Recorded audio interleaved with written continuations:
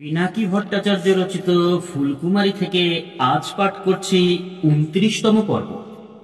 আগুন জ্বলছে আগুন। রাস্তার দিকে খোলা জানালাগুলোর বাইরেও আমার অ্যাপার্টমেন্ট থেকে দুনিয়াকে দেখার জন্য আরেক জোড়া জানালা আছে। ল্যাপটপ আর মোবাইলের স্ক্রিন, একটা ল্যাপটপের স্ক্রিন আর একটা ফোনের। ফুলকুমারী হারিয়ে যাওয়ার পর থেকে আমি বেশিরভাগ সময় ঘরের ভেতরে কাটাই। এই দুই স্ক্রিনের ভেতর দিয়েই বাইরের দুনিয়াকে দেখি। আসলে এটা আমার জন্য নতুন কিছু না। প্যান্ডেমিক আসার আগেই, এমনকি দেশ ছাড়ার আগে আমি এই স্ক্রিন দুইটা দিয়েই দুনিয়ার সাথে যোগাযোগ রাখতাম। অনেক সময় লোকজনের ভিড়ে থেকেও নিজেকে একা লাগে, আর যাদের সঙ্গে সময় কাটাই তাদের অনেকে তো আমি চাইলেই এড়িয়ে যেতে পারি না, জোর করেই মিশতে হয়। তাই স্ক্রিনের ফিল্টার দিয়ে বাইরের দুনিয়া দেখা এটাই বরং নিরাপদ আর আয়েশীয়। তবে সমস্যা একটাই, প্যারিস আবার তেসরা দফায় লকডাউন হচ্ছে। এই স্ক্রিন লাইফ এখন আর নিজের ইচ্ছায় কিছুই হচ্ছে না।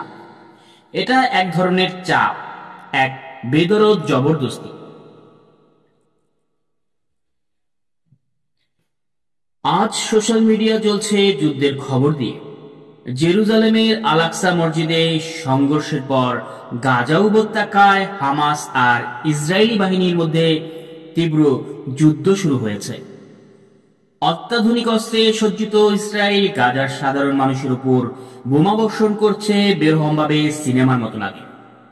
গাজার এক একটা বিল্ডিং এ মানুষকে ফোন করে জানিয়ে দেওয়া হয় ইসরায়েলি দখলদার বাহিনী তাদের ভবন ধ্বংস করবে, আর কিছুক্ষণ পরেই তারা যেন সময় মতো বেরিয়ে যায়।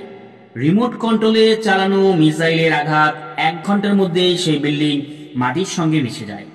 জবাবে হামাস নিজেদের বানানো রকেট ছড়ে ইসরায়েলিদের দিকে।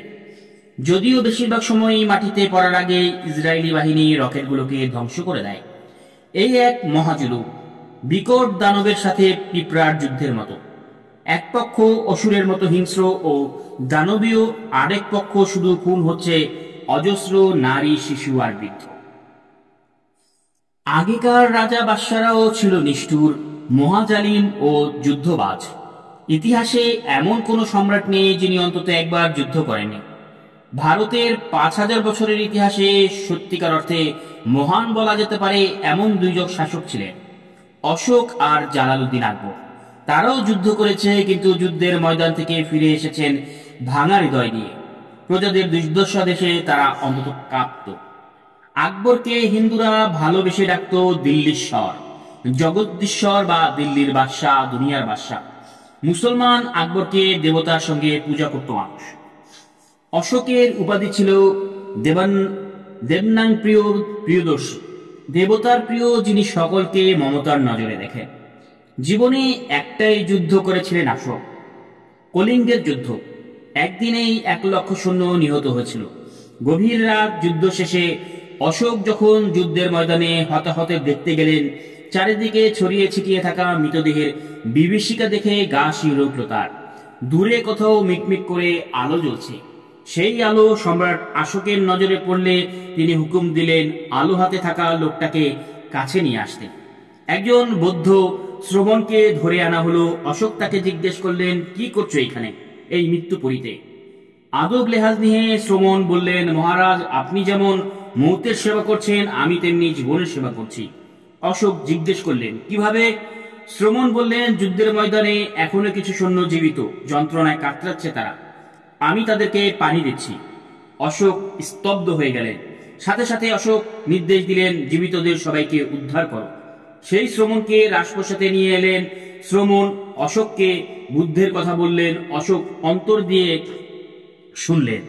কিছুদিনের মধ্যেই তিনি বুদ্ধ ধর্ম গ্রহণ করলেন আর ওয়াদা করলেন কখনো আর যুদ্ধ করবেন না। অশোক তার ওয়াদা রেখেছিলেন। একদিন বিশাল সাম্রাজ্য হয়েছিল তার। বঙ্গ থেকে আফগানিস্তান, পারস্য পর্যন্ত বিস্তৃত ছিল, কিন্তু একটাও যুদ্ধ তাকে করতে হয়নি। তার দরদ আর উদারতায় মুগ্ধ হয়ে অন্য রাজারা নিজের খুশিতে তাদের রাজত্ব সম্রাট অশোকের হাতে সঁপে দিয়েছিল। গাজার একটা ছবি আমার চোখে লেগে আছে। ইসরায়েলি সেনাবাহিনীর বোমায় খুন হওয়া নিজের বউ আর ছেলের দাফন করছে একজন পুরুষ, তার মুখে হাসি। আমিও একজন স্বামী, একজন বাবা। আমি ভাবতেও পারি না আমার সবচেয়ে প্রিয় দুজন মানুষকে হারিয়ে কিভাবে হাসতে পারতাম আমি। একজন আমেরিকান রাজনীতিবিদের কথাও মনে পড়ে, জো বাইডেন। তার স্ত্রী আর কন্যাও দুর্ঘটনায় মারা গিয়েছিল। তাহলে এই দুজনের ফারাক কোথায়?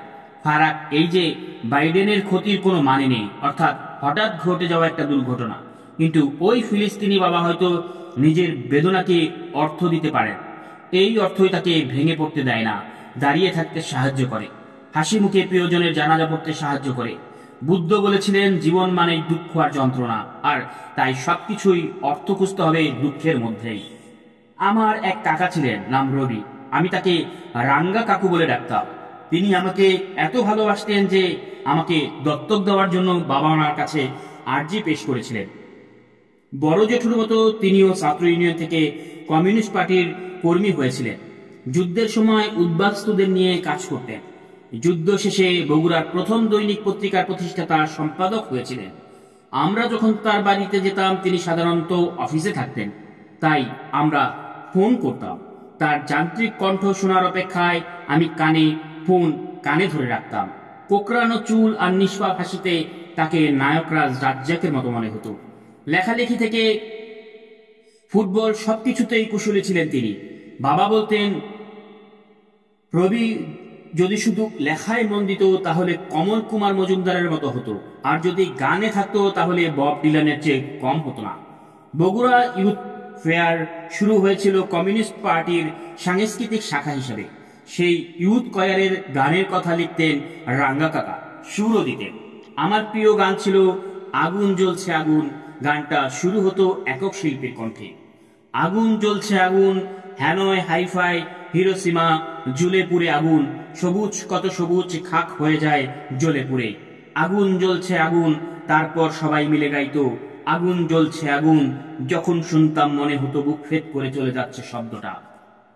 কিন্তু রাঙা কাকু কোনোদিন কমল কুমার বা বব ডিলান হতে পারলেন না। তার ভাগ্যে জুটল নির্বাসন। 1974 সালে শেখ মুজিব কমিউনিস্ট পার্টির সমর্থনে বাকশাল তৈরি করলেন। তখন রাঙা কাকু রাষ্ট্রের গুরুত্বপূর্ণ কর্মকর্তা হয়েছিলেন। কিন্তু বছর খানেকের মধ্যে সেনা অভ্যুত্থান ঘটে। শেখ মুজিব ও তার পরিবার নিহত হয়। পার্টির অনেকে গ্রেপ্তার বা নিহত হয়। রাঙা কাকুর বাড়িতে কারা যেন বোমা মারে। তিনি তার মেয়ে ও বউকে নিয়ে পালিয়ে গেলেন ভারতের শিলিগুড়িতে। সেখানে একটা স্কুলে শিক্ষকতা করেই কাটিয়ে দিলেন বাকিটা জীবন। অনেক বছর পর 2009 সালে আমি তাকে দেশে ফিরিয়ে এনেছিলাম। আমার অফিসের পাশে ধানমন্ডির নিরাপত্তা বেষ্টিত এলাকার এক হোটেলে রেখেছিলাম তাকে। তকদিরের কি খেলা, পরের দিনই পাশের বিডিআর সদর দপ্তরে এক বিদ্রোহে বহু মানুষ খুন হয়। কাকা এত ভীত হন যে সেদিনই ইন্ডিয়ায় ফিরে যান, আর কোনোদিন ফিরে আসেনি। মিরোস্লাভ হলুক একবার বলেছিলেন, যখন কিছু ভেঙে পড়ে চারদিকে শুরু হয় গন্ডগোল, আর সেই গোলমালের মধ্যেও শৃঙ্খলার শেষ নিশান টিকিয়ে রাখতে হয়, তখনই লেখা হয় কবিতা। যখন না থাকে আজাদি, না থাকে ভিটামিন সি, কথা বলার সমস্ত রাস্তায় থাকে ব্যারিকেড, আইন উধাও হয়ে যায়, আর উচ্চ রক্তচাপের ঔষধও নাই হয়ে যায়, তখনই উঠে আসে কবিরা। কবি হওয়া মানে ব্যর্থতার সাথে রিস্তা তৈরি করা। সবকিছুই ভেঙে পড়ে, কেবল তখনই জন্ম হয় শিল্পের। রাঙা কাকু গান শুনলে এই কথাটাই মনে পড়ে আমার। বিপ্লব সবসময় তার আর তার কমরেডদের নাগালের বাইরেই ছিল, তবু তারা লিখে গেছেন, গেয়ে গেছেন। বারবার পরাজিত হয়েও কলম ফেলে দেয়নি। সেই ব্যর্থতার ও একনিষ্ঠ সাথী হয়ে তারা শব্দে খুঁজে নিয়েছেন শক্তি আর সান্ত্বনা।